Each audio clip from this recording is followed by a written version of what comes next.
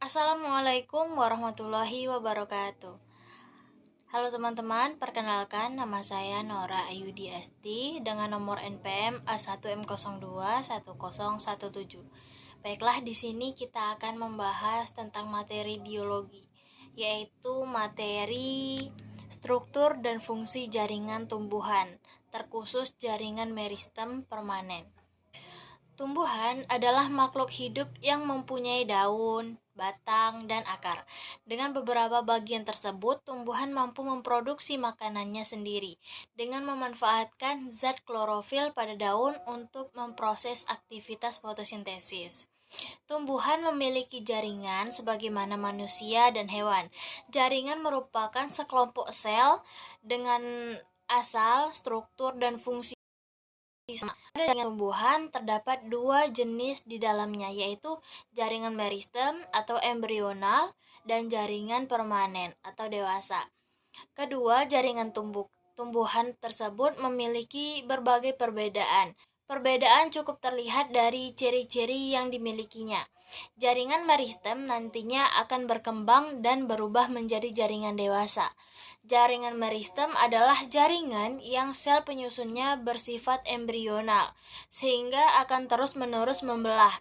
Dalam jaringan ini akan terjadi pembentukan sel-sel baru melalui pembelahan mitosis.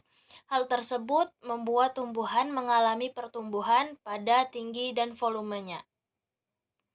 Fungsi jaringan meristem yaitu sebagai jaringan embrionik, pembentuk sel-sel baru yang nantinya berdiferensi menjadi jaringan lain. Tidak ditemukan adanya fungsi khusus pada jaringan ini seperti halnya jaringan permanen.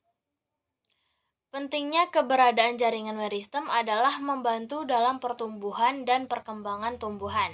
Jaringan tersebut memiliki menjadi kunci terbentuknya jaringan permanen lewat proses spesialisasi atau diferensiasi. Ciri-ciri jaringan meristem yaitu yang pertama ukuran sel kecil, yang kedua terdiri dari sel-sel muda dalam fase, dan yang ketiga pembelahan tumbuhan, yang keempat susunan sel sangat rapat tanpa ruang antar sel. Yang kelima, sel memiliki dinding tipis. Yang keenam, sel memiliki 1 atau 2 inti sel berurutan besar. Yang keenam, sel memiliki 1 atau 2 inti sel berukuran besar. Yang ketujuh, vakuola berukuran kecil atau tidak ada sama sekali, dengan plastida belum matang atau terbentuk proplastida. Dan yang kedelapan, banyak memiliki kandungan sitoplasma. Yang kesembilan, selnya berbentuk bulat, lonjong, poligonal, kuboid, atau plasmatik. Dan yang ke-10, beberapa di antaranya berguna sebagai jaringan menyimpan makanan.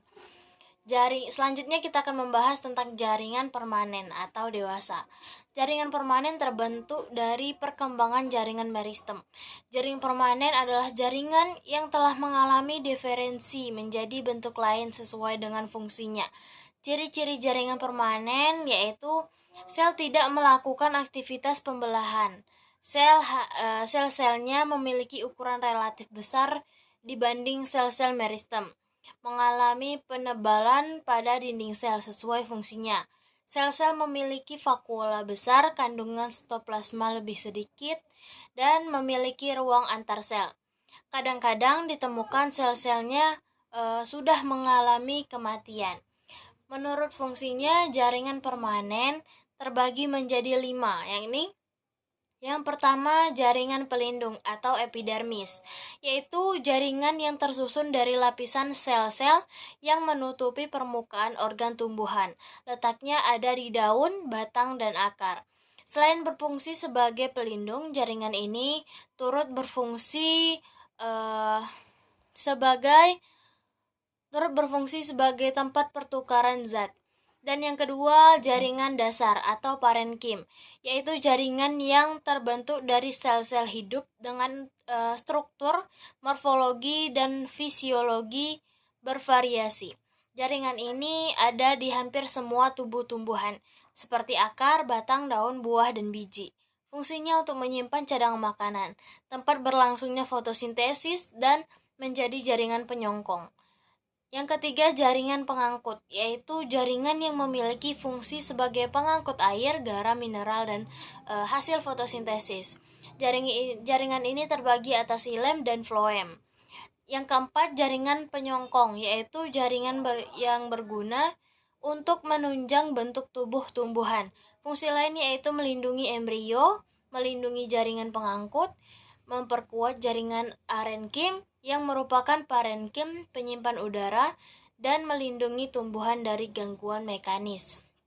Dan yang kelima, jaringan sekrotoris, yaitu sekumpulan sel yang berfungsi menghasilkan suatu zat.